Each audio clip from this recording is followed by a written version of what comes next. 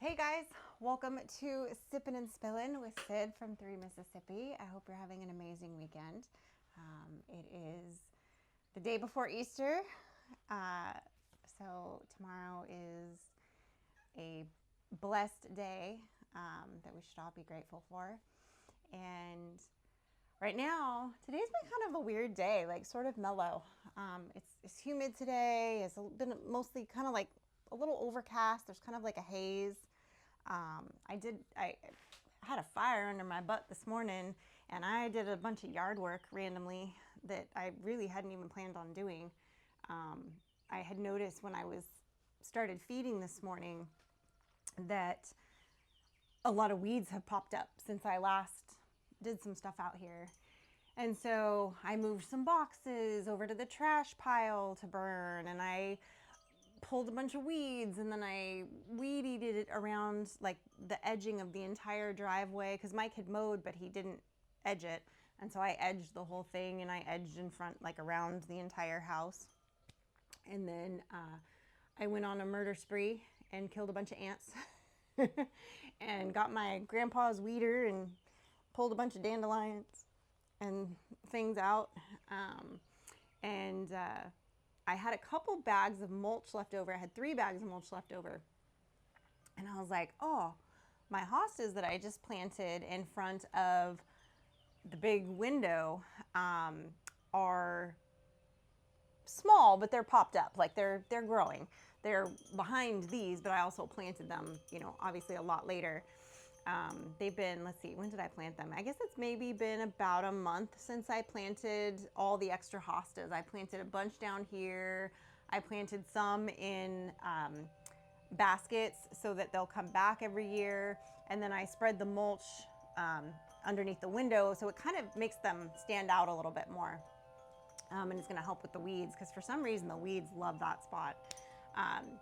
So I think that's gonna be good to kind of make it stand out a little bit more. And I may at some point get a timber line to put out and like do a little bit more mulch all the way.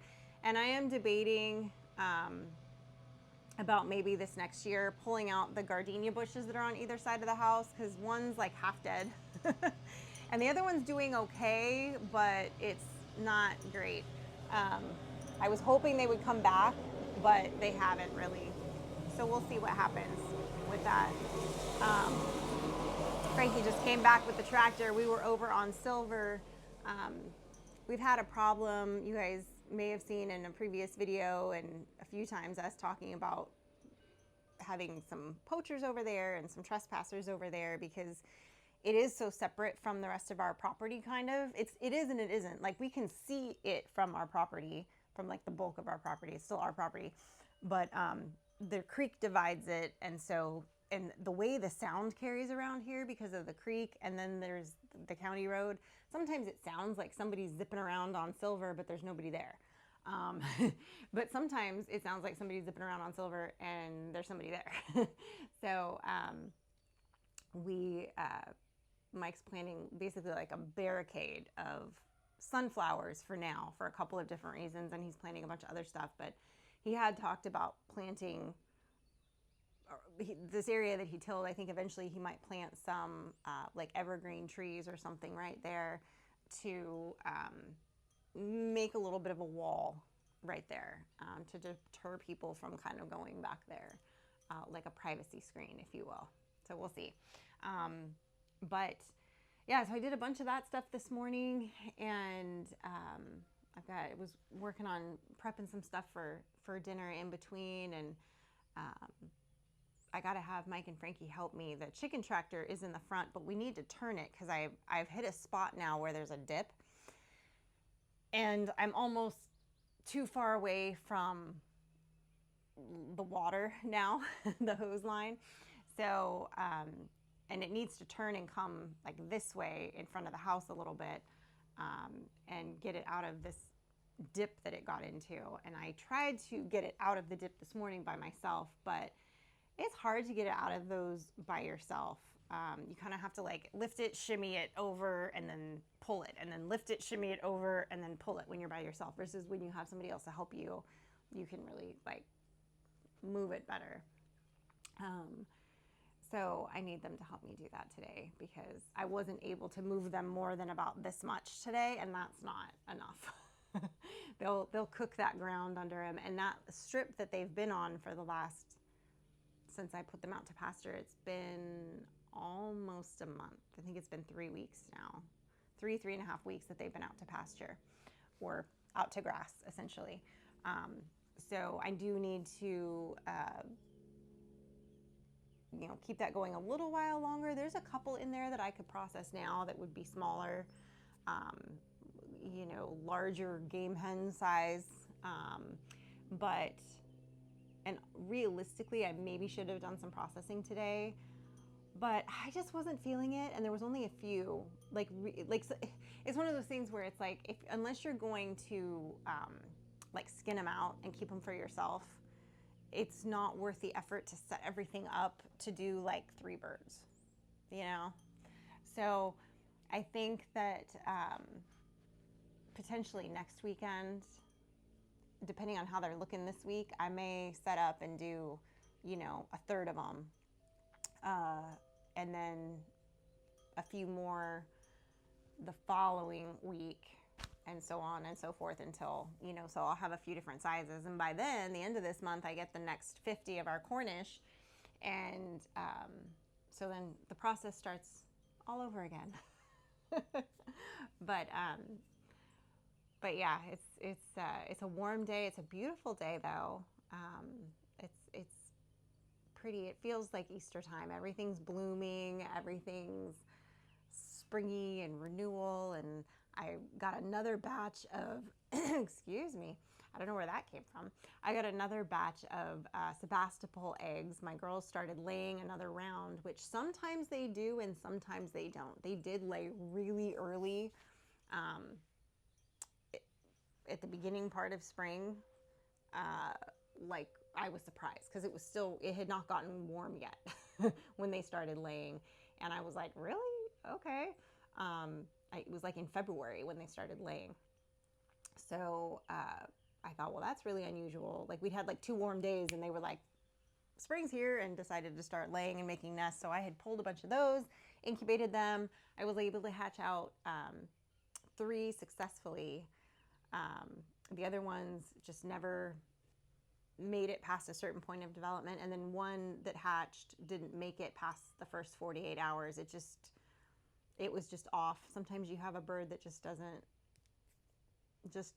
have the will to live, doesn't thrive, and it was one of those. This batch, however, I'm bummed because I had Roderick, my Roman tufted, separated, and he was not ever showing any interest with them. The only bird that was showing them any interest was, of course, my Benedict, my Sebastopol gander, and I had seen him successfully mating with the girls, and so I was not worried. Well, Roderick, a couple of weeks ago, got in with them and was feeling amorous, and I saw him get with the one girl, and I was like, shoot. So now, unfortunately, there's a chance that all those eggs, or at least some of those eggs, are crossed with Roman tufted and Sebastopol. And so I don't know, because that's not like, people cross geese all the time and end up with, different, kind of barnyard mixes, I guess, but that was not the goal. So I don't know if I'll even be able to tell when they hatch. So I'm going to have to give the disclaimer when I sell the goslings that there's a chance that these are 100% Sebastopol, but there is a chance because he got out and I physically saw him get with one of the girls before I was able to wrangle him and separate him again, that, they could be crossed with Roman tufted and not straight Sebastopol. Sebastopols, when they're straight white, are auto-sexed. So I don't know, if they are crossed, because I could see his little tuft when I got him as a gosling, Roderick. So I don't know if there will be an inkling of that I'll be able to see, oh, he's part Roman tufted, or not, So we'll see. I'm hoping I can kind of weed them out as they hatch and be relatively certain of the situation. But you never know. You just never know. But I'll obviously give that disclaimer of the ones that I think are potentially crossed, and obviously would not be charging what I would charge for a straight Sebastopol, because while geese are still expensive because they don't breed but for a very short season and they don't lay a lot of eggs, so even a mutt is still going to be more expensive than, you know, a chicken, because it's just such it's a more rare occurrence, you know. It's not like any time like it is with chickens. And even some of your ducks, like some of your ducks don't, you know, like my Muscovies are seasonal layers. It's not like they're laying all 12 months, you know, or even, you know, they'll lay for a while. You know, they kind of take a break during the worst part of winter, and then they'll lay sporadically. Right now, they're kind of laying really sporadically, the couple girls that I have left. So like I'll get a couple eggs and then I won't get another couple eggs from them for a while. Like, and that's kind of normal for them, I found. So we'll see.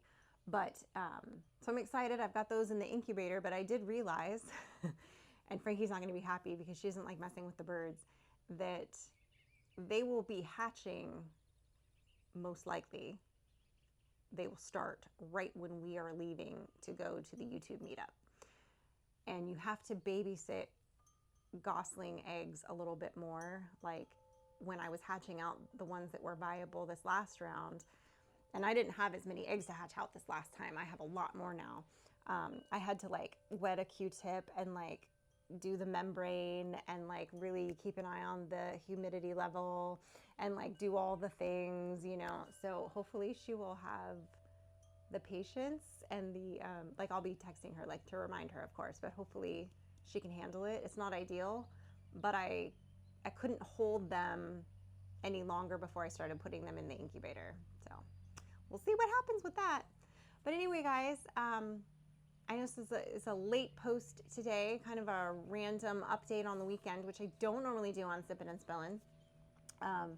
But tomorrow is Easter, and so I just wanted to wish everybody happy Easter. I hope you're able to enjoy your friends and your family, and to remember the sacrifice, the ultimate sacrifice, that Jesus died for all our sins so that we could live. And sorry, he just drove by on the side-by-side, so that might have gotten a little bit loud, but you know that his love for us knows no bounds. So that's a wonderful thing to celebrate. So anyway, guys, I hope you have a blessed Easter tomorrow, and remember, safety's off.